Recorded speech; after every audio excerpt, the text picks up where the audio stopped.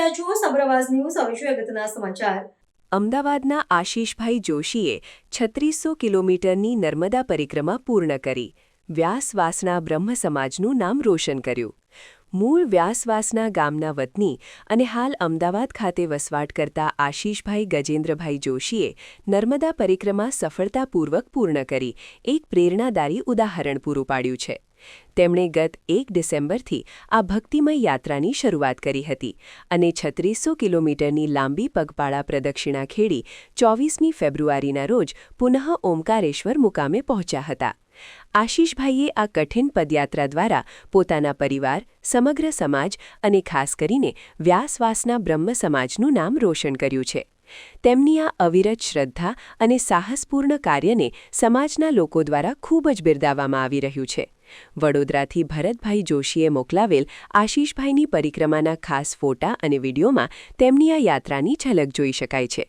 તો ચાલો આશીષભાઈ ગજેન્દ્રભાઈ જોશીના આ ભગીરથ કાર્યને વધાવીએ અને નિહાળીએ વડોદરાથી પ્રાપ્ત થયેલા આ ખાસ દ્રશ્યો. રિપોર્ટર હર્ષદભાઈ જોશી, મુંબઈ.